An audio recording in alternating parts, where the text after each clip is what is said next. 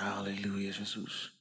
Sabe, o que muda as nossas vidas é um relacionamento. O relacionamento com o Senhor é o que muda.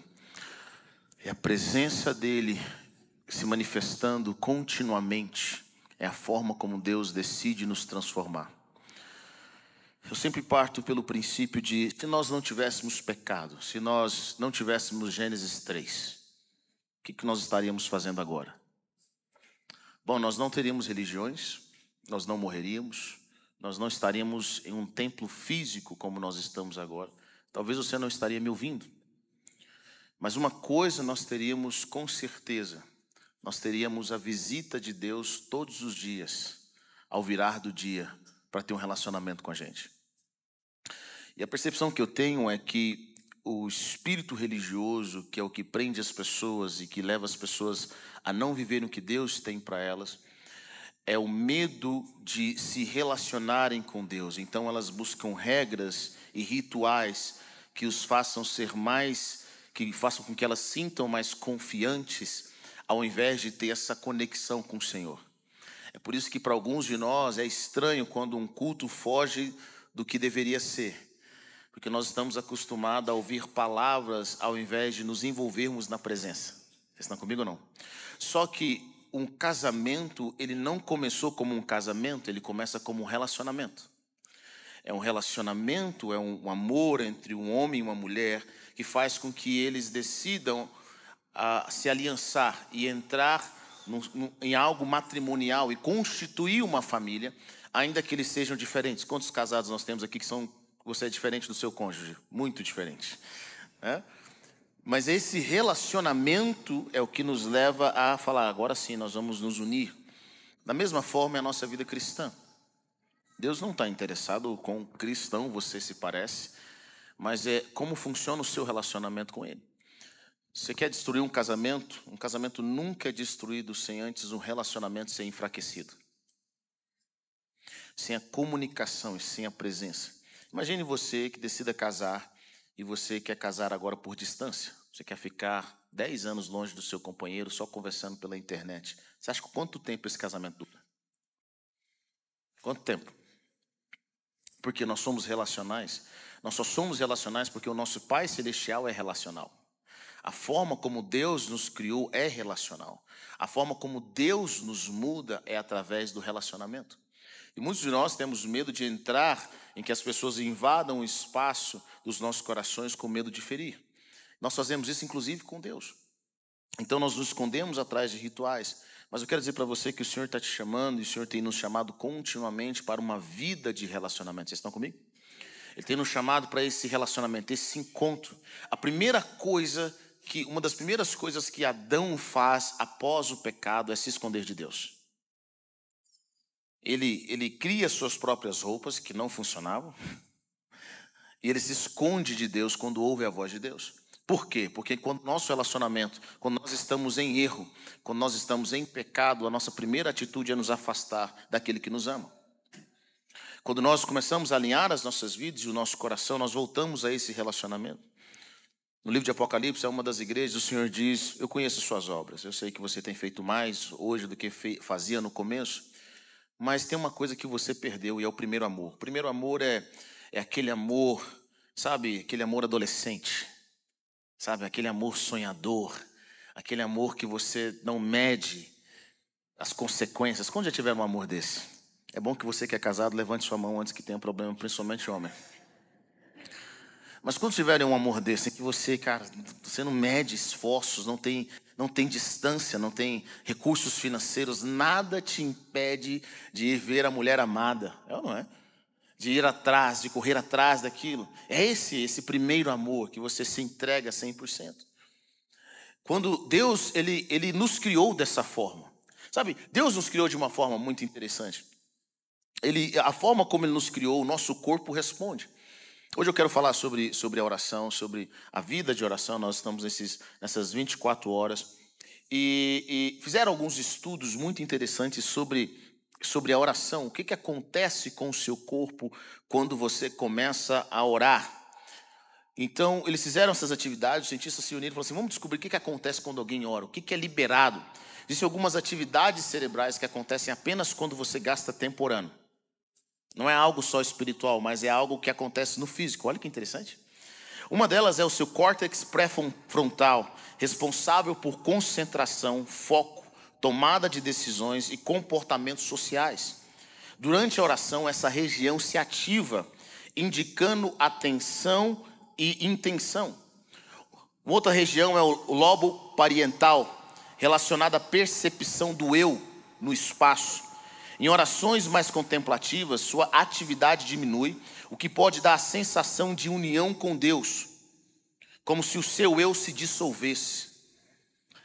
A amígdala e o sistema límbico, associados às emoções, a oração pode reduzir o estresse, a ansiedade e aumentar o sentimento de paz e segurança, pois regula essas áreas.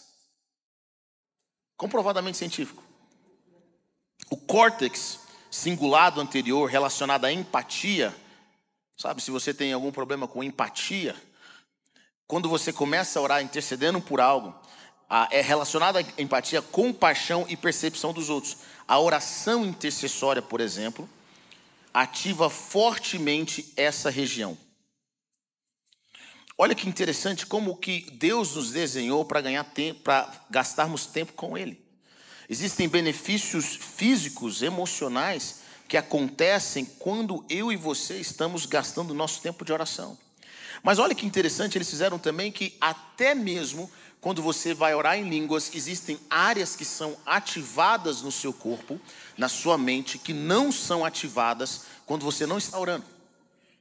Tem áreas no nosso cérebro e no nosso sistema de linguagem, de comunicação, que só são ativadas quando você está orando. Então, se você não orar, essas áreas não são ativadas. Cientificamente comprovado.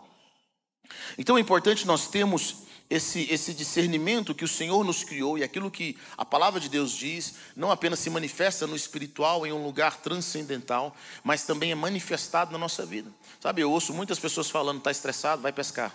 Quero dizer para você, está estressado, vai orar. Vai gastar tempo com o Senhor. Vai alinhar o seu coração. E eu acho interessante que quando nós gastamos tempo com o Senhor, o que acontece é nós recalibramos a nossa energia, quem nós somos no Senhor. Nós começamos a ver as coisas pela perspectiva de Deus.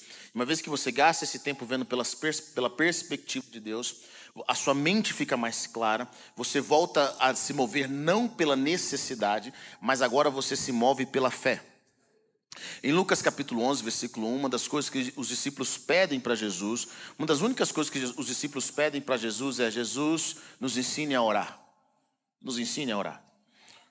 E Jesus ensina o Pai Nosso, Ele dá o princípio do Pai Nosso. O objetivo de Jesus ao nos ensinar o Pai Nosso não é para nós orarmos, sabe, Pai Nosso que estás no céu, santificado seja o teu nome, e a gente decorar aquela oração, e toda vez que a gente precisar de alguma coisa, eu vou orar só o Pai Nosso. Não, Jesus está nos ensinando a orar a partir do Pai Nosso. Quando você estuda e analisa a oração do Pai Nosso, o que Ele está nos ensinando é orar a partir dele. Então, quando eu oro, nunca oro a partir da falta. Eu nunca oro a partir de um Deus distante que não me ama, que não me conhece. Eu oro a partir da realidade de um Pai. Que não é só o meu Pai, Ele é o nosso Pai. E Ele é um Pai que está nos céus, ou seja, Ele está acima de qualquer circunstância, de qualquer problema, de qualquer área que eu ache ser impossível. E Ele diz que o seu nome seja mantido santo. Eu gosto da versão minha em hebraico que diz que o seu nome seja mantido santo. Por quê? Porque manter a santidade, a honra de Deus, faz com que o seu coração e o seu entendimento se mova. Sabe, aquilo, Deus é santo, Ele não é qualquer um, Ele não é qualquer pessoa. Deus é um ser santo e nós precisamos reverenciá-lo como tal. E aí Jesus vai nos ensinando os princípios que funcionam para as nossas vidas. Mas nós não desenvolvemos isso a longo prazo, nós precisamos aprender a desenvolver isso. Eu gostaria que você abrisse a sua Bíblia comigo em Lucas capítulo 18, versículo 1. Lucas capítulo 18, versículo 1.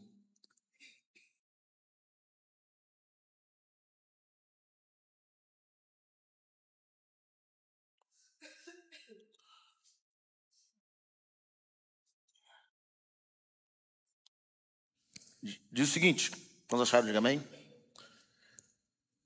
Jesus lhes contou uma parábola sobre o dever de orar sempre e nunca desanimar. Havia em uma cidade um juiz, ele disse, que não temia a Deus, nem tinha qualquer respeito pelas pessoas. Na mesma cidade, havia uma viúva que procurou e disse: julgue meu caso, faça-me justiça contra o meu adversário. Por um longo tempo ele se recusou, mas no final disse a si mesmo: é verdade que eu não temo a Deus e não tenho respeito algum pelas pessoas. Mas como essa viúva está me aborrecendo muito, vou julgar o seu caso e lhe fazer justiça, a fim de que ela não acabe vindo até mim e me dê canseira. Bem, disse o Senhor, vocês ouviram o que esse juiz injusto disse? Vocês não acham que Deus fará justiça em relação aos seus eleitos, que clamam a Ele dia e noite? Diga comigo, clamam a Ele dia e noite. E Jesus continuou: vocês acham que Ele está atrasado de propósito? Eu lhes digo que Ele lhes fará justiça muito depressa. Mas quando o Filho do Homem vier, encontrará fé na terra? Ele contou a seguinte parábola àqueles que confiavam em sua própria justiça. Depois Jesus vai contar uma coisa muito interessante. Essa parábola, a Bíblia diz claramente que Jesus, ele simplesmente decidiu contar para que as pessoas continuassem a orar, o dever de orar, sempre e nunca desanimar. Bom, Jesus, enquanto esteve na terra, orou. Os discípulos pedem para que Jesus os ensine a orar, porque os discípulos viram o resultado da vida de oração de Jesus. Para você entender o que eu estou dizendo, o judeu, de uma forma média, principalmente naquela época, ele já tinha uma vida de oração avançada. Os judeus geralmente gastavam horas orando, eles gastavam pelo menos 3 vezes ao dia orando. Então, não era falta de oração que os judeus tinham, eles sabiam orar.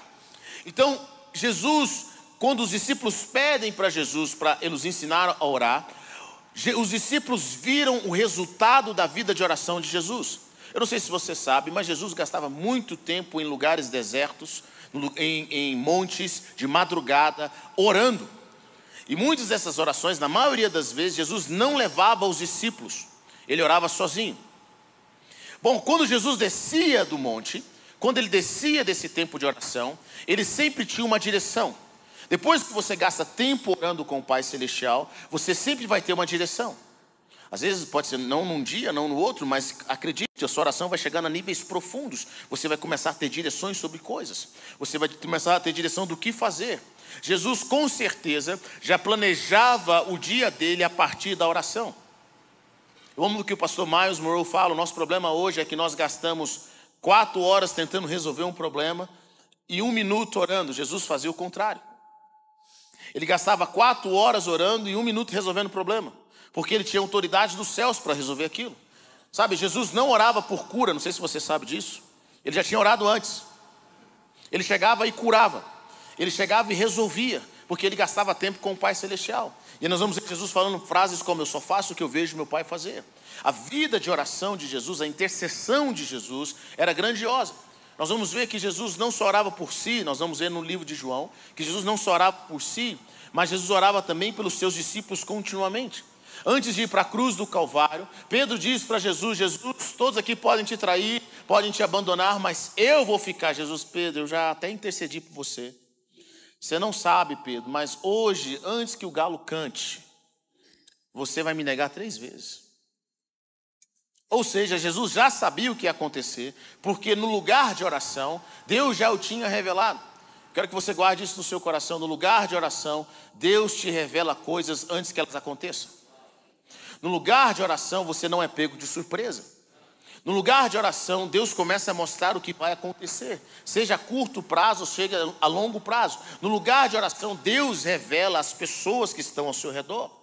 Deus revela o oculto, o escondido. É o que diz Jeremias 33:3: clama a mim e responder-te-ei, e vou te anunciar coisas grandes e ocultas que você não sabe. Deus quer anunciar para os teus filhos coisas grandes e ocultas. Mas sabe de uma coisa? Essas coisas que Ele vai nos anunciar, Ele não anuncia para aqueles que não querem ouvir. Nós precisamos gastar tempo na presença dEle. Então nada na vida e no ministério de Jesus, inclusive a traição, o pegou de surpresa. Por quê? Porque ele tinha uma vida de oração. Os discípulos perceberam que o poder de Jesus e a direção que ele carregava vinha das horas que ele gastava na presença do Pai Celestial. Nos momentos de solitude, eu acho incrível isso, que Jesus transformou o deserto em um lugar de oração. Ele transformou o deserto, um lugar de desconforto, em um lugar de encontro com a presença de Deus, em um lugar de ter direcionamento de Deus. Então Jesus nos ensina a orar, e Ele está nos ensinando um princípio do reino de Deus. Sabe, existem algumas coisas que nós associamos a Deus, que na verdade nos faz muito mal na nossa vida cristã. Vão, na verdade, no nosso subconsciente ou no nosso inconsciente. Guarde comigo isso. Por exemplo, a figura do Papai Noel. Pode não parecer, mas muitas pessoas buscam a Deus e oram a Deus com o entendimento de Deus como um Papai Noel. Você fez o bem, então você vai receber um presente. Eu posso pedir ao Papai Noel porque eu fiz um bem e eu vou dar um presente. Não funciona assim no reino de Deus. Nós recebemos pela fé e pela graça, não é porque você é bonzinho. Vocês estão comigo ou não? Percebe? Que lá no subconsciente, nós, quando vamos pedir a Deus, nós conectamos Ele com essa figura. Segunda figura que eu percebo quando nós vamos orar a Deus é a figura do gênio da lâmpada. Senhor, esfreguei a Bíblia 3 vezes.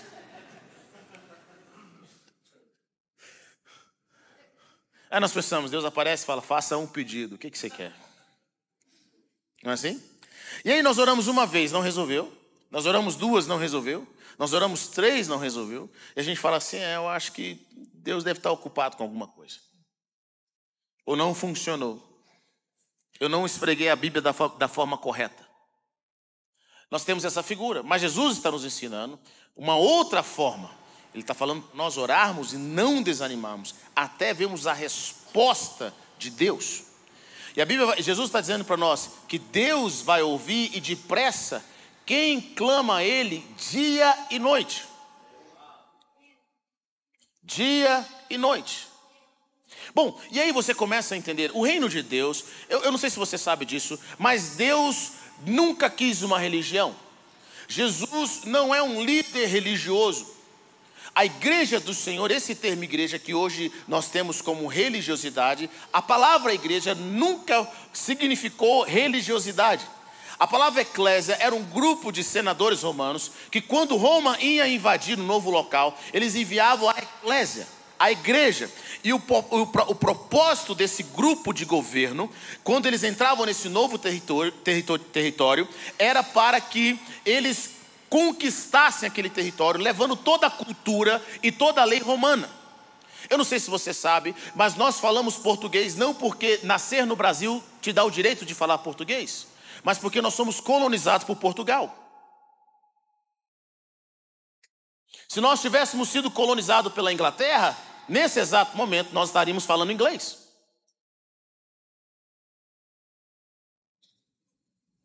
Estão comigo ou não? Eu descobri que só chegar nos Estados Unidos não te dá a habilidade de falar inglês. Eu sei que muitos de vocês já pensaram sobre isso. Vou descer desse avião.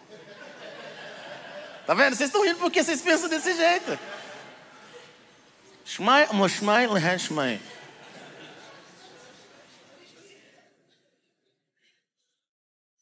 Então você começa a entender que nós somos quem somos pela cultura. Então, esse jeito brasileiro de ser, de conversar e toda aquela coisa, nós pegamos o jeito dos nossos pais portugueses. É o pessoal mais carismático da Europa. O jeito deles é o jeitinho brasileiro que nós temos, nós aprimoramos um pouco mais. Mas nós falamos português porque nós somos colonizados. Quando Roma queria governar um novo território, eles enviavam esse grupo de homens e mulheres que tinham a responsabilidade de ensinar os valores romanos, as leis romanas, a história romana, a educação romana. Sabe qual é o nome desse grupo? Eclésia, igreja. Ou seja, a igreja não é um lugar para nós cantarmos 5 músicas, ouvirmos uma palavra, sentimos uma emoção, fazemos oração, lemos a Bíblia e ir embora para casa. Negativo. Deus não é o Deus da minha religião, Ele é o Deus do universo. Mas a gente perde a ideia de Deus do universo porque ficou muito religioso. É como se Ele fosse um gênio da lâmpada, um ser muito místico. Mas Deus não é apenas o Deus do universo da forma como nós conhecemos, mas Ele é o Rei do universo. Ele é o Senhor do universo. É algo político, é algo governante. Ele comanda todas as coisas. Isso é interessante. Agora que nós nascemos de novo, Jesus diz em João capítulo 3, quando ele está conversando com Nicodemos, ele fala algo interessante. Ele diz o seguinte: aqueles que nascerem da água podem ver o reino de Deus. O reino de Deus é um país. O reino de Deus é um estado. E aqueles que nascerem da água e do Espírito podem entrar no reino de Deus. São duas coisas diferentes. Você pode ver o reino nascido da água, mas se você nascer da água e do Espírito, você pode entrar no reino. Você tem acesso aos benefícios do reino.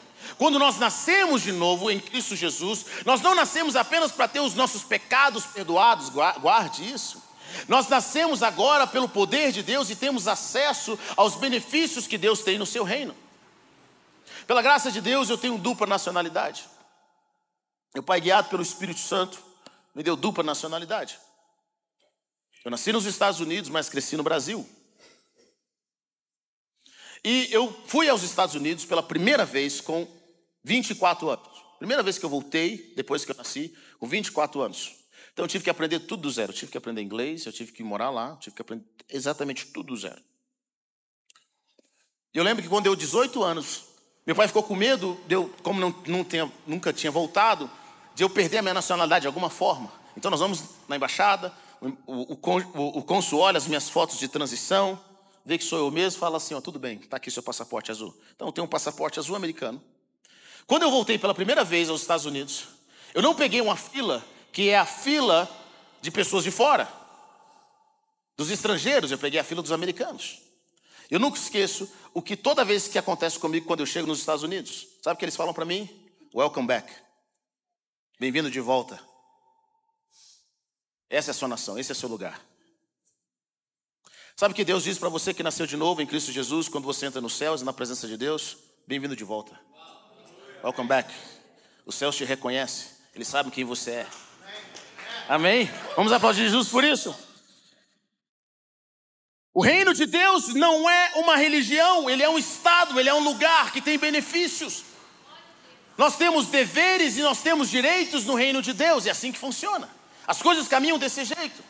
Então Jesus está nos ensinando a orar. Sabe o que Jesus está ensinando em Lucas capítulo 18? Um princípio que eu e você aplicamos na vida. Imagine que eu, sendo forte do jeito que eu sou, musculoso, lutador de jiu-jitsu, muay thai, você olha para mim, eu fico com raiva de você, eu decido agredi-lo fisicamente. Eu agredo fisicamente, sem dó nem piedade. Você não tem chance contra a minha pessoa. Ninguém viu. O que você vai fazer? Você vai deixar por isso mesmo? O que nós vamos fazer? Nós vamos chamar quem? A polícia. Nós vamos fazer uma denúncia. Por que você faz uma denúncia? Por que você faz um pedido? Para eu não continuar te agredindo? Ou para eu pagar a humilhação que você sofreu? Sabe por que você faz isso? Porque apesar de eu ser muito forte, o Estado é mais forte que eu. Vamos aqui. Por que eu não posso bater no policial? Porque eu sou crente, pastor? Não. Imagina, veja um policial. Estou lá, olha um policial. Baixinho, raquítico, uniformizado. Eu falo: rapaz, esse policial, acho que eu vou bater nele. Não sei, levantei querendo problema hoje. Qual é o problema de bater no policial? Eu não estou batendo naquela pessoa, eu estou batendo no Estado. Ninguém bate no Estado.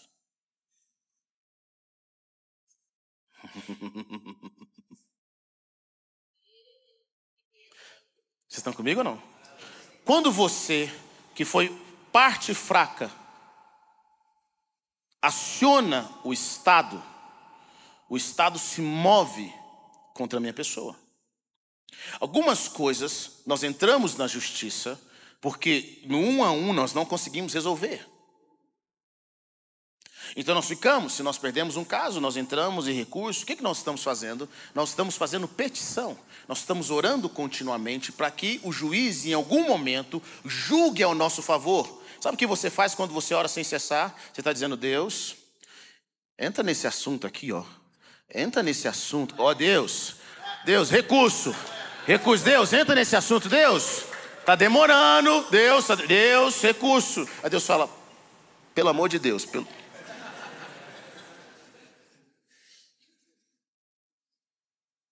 Isso é pedir justiça. Coisas que não acontecem na nossa vida não é porque Deus não quer fazer, é porque você não acionou o Estado.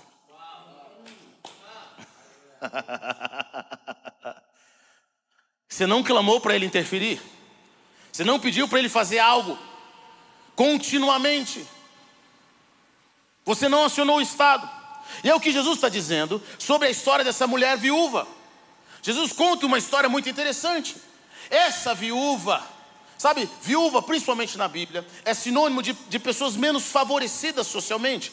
Não porque elas sejam incapazes, mas porque o homem era o responsável pela provisão financeira. Deus tem um coração pelos órfãos, pelas viúvas e pelos estrangeiros. A Bíblia diz sobre isso. A primeira vez que aparece a palavra ira de Deus na Bíblia foi quando Deus diz o seguinte: não maltratem os órfãos e as viúvas, porque se vocês as maltratarem, a minha ira vai se acender, eu vou desembainhar a minha espada e vou matar vocês, e as suas mulheres vão ser órfãos e os seus filhos vão ser viúvos. Ou, ao contrário. Vocês estão prestando atenção agora, né?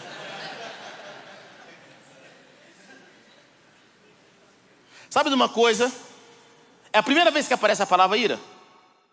A primeira vez que aparece a palavra ira de Deus. Deus, Ele é um Deus justo. Ele é um Deus que se manifesta. Então essa viúva era uma mulher que não tinha capacidade. Então agora ela tem um caos, como diz o Goiás.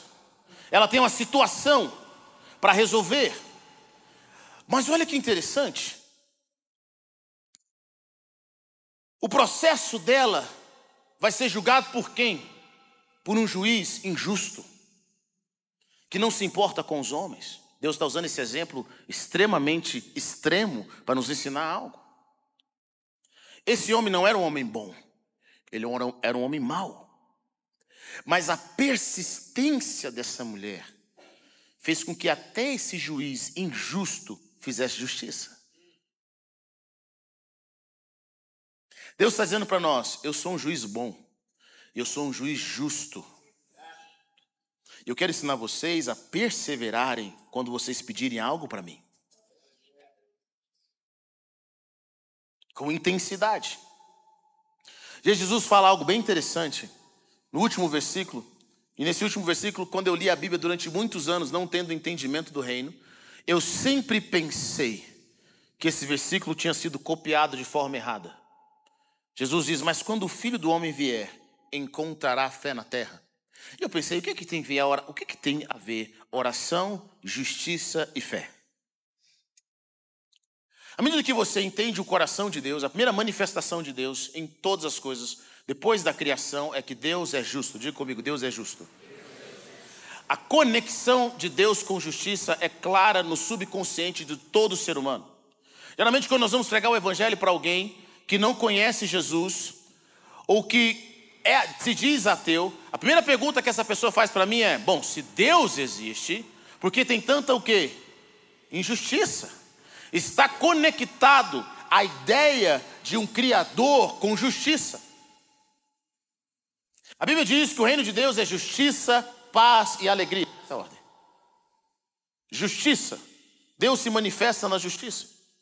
E quando você começa a aprender no reino, você percebe algo poderoso. Que justiça e fé são direcionalmente proporcional. Diretamente proporcional. Quanto maior a justiça, maior a fé.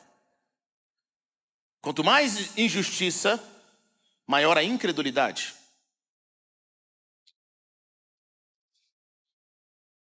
Guarde isso. Muitos de nós, toda vez que nós sofremos alguma injustiça, a nossa fé foi abalada de alguma forma. Toda injustiça que você sofre, o seu relacionamento com Deus e com o próximo é abalado. Alguém te traiu? Sua fé no ser humano diminui. Mas não só no ser humano, mas em Deus. Por tabela. Você não recebeu algo que você jurava ser justo? Uma bênção que você tem orado? A sua fé diminui.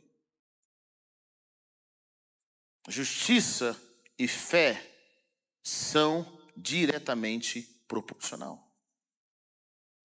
Mas infelizmente, muitas pessoas não sabem como acionar a justiça dos céus. Primeiro, elas não sabem o direito que elas têm em Deus. Não de forma de falar, Deus, eu tenho um direito, não é isso. Mas de conhecer quem Deus é, pelo coração dele, por aquilo que está na sua palavra. O direito que você não sabe que tem, não serve para você. Não te salva. Não te protege. Por isso o estudo da palavra. Por isso entender a Bíblia. Saber como o seu Deus pensa. Quando você ora com confiança.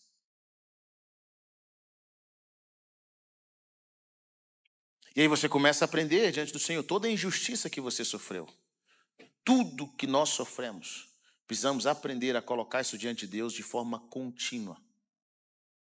Toda vez que nós recebemos a justiça em algo que nós precisamos, a nossa fé é revigorada, é fortalecida.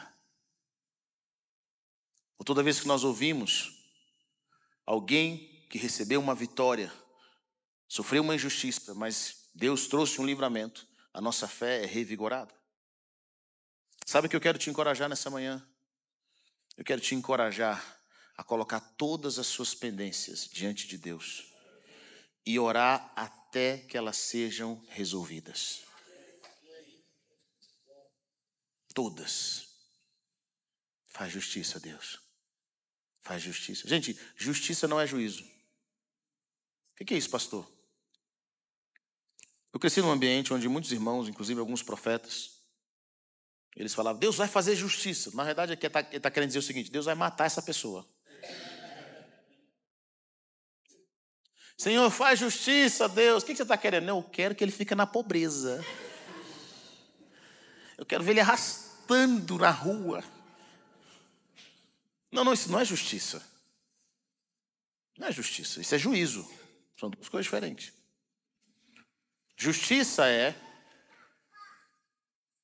Deus, eu fui defraudado emocionalmente por aquela pessoa. Não quero que o Senhor a mate.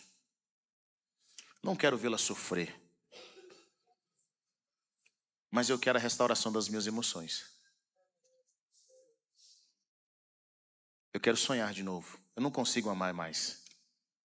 Deus, eu fui iludido nessa amizade. Eu não quero nada. Eu quero que essa pessoa viva o que ela tem que viver para ela. Está abençoado. Mas eu não posso sentir do jeito que eu estou. Isso é justiça. Está comigo ou não? Às vezes nós estamos condicionando a nossa felicidade em ver a derrota das pessoas que nos feriram. Posso te dar um conselho? Deixe os seus inimigos para trás. Quando Jesus diz para nós oferecermos a outra face, não é porque nós temos um sangue de barata. Não é para sermos passivos. Sabe, a passividade é maligna. Passividade não é paciência. Quando Jesus diz para nós oferecermos a outra face, é porque o intuito do agressor é prender a sua alma.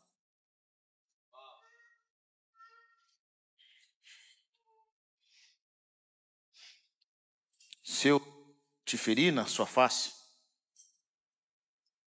vai passar algumas horas, o seu rosto vai voltar ao normal. Sim ou não?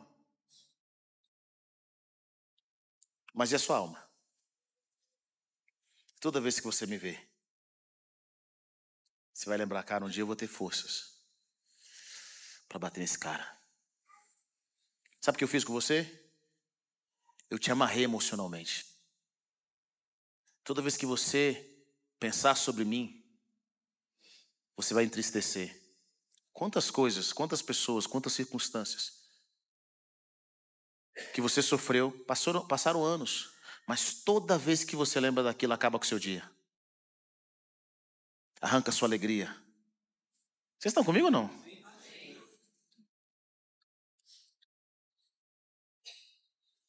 Você está preso.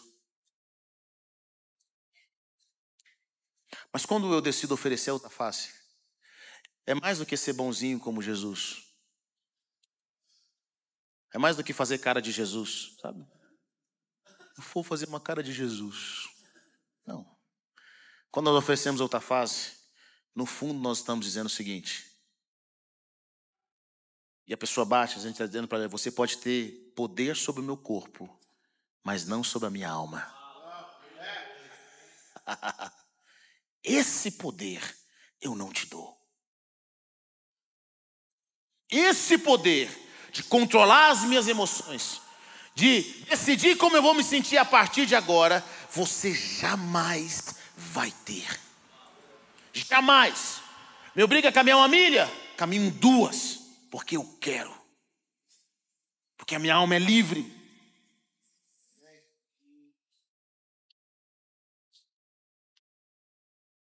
Jesus nos ensina a orar. No reino de Deus as coisas não acontecem automaticamente. Nós precisamos clamar por justiça. Precisamos orar continuamente. É por isso que como igreja nós não paramos de orar, tendo 24 horas. Exatamente, nesse exato momento tem pessoas orando. Acabar esse culto, tem alguém orando. Nós estamos clamando, Senhor, faz. Deus, faça pelos nossos casais. Faça pelas nossas famílias, faça pelos nossos negócios. Deus, faça, Senhor, Deus, faça pelos jovens, faça pelas crianças. Deus, faça por esse irmão e essa irmã. Deus, visite essa pessoa, a saúde desse irmão. Deus, faça. Deus, faça. Senhor, nós pedimos, nós clamamos, Deus, venha com a tua interferência, faça algo, faça justiça. Traga cura, traga manifestação dos céus. Traga manifestação dos céus.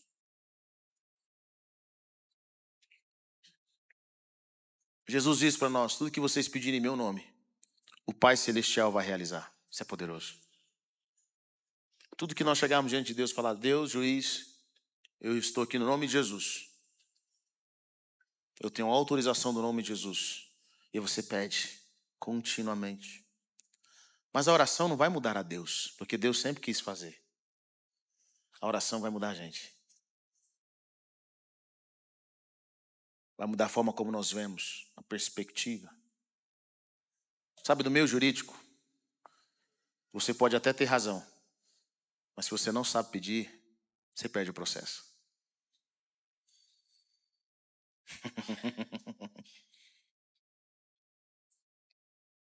Se você não sabe pedir, se não estiver embasado na lei, você perde o processo. Como você tem orado? Pastor, eu não tenho tido uma vida de resultados na oração. Deveria.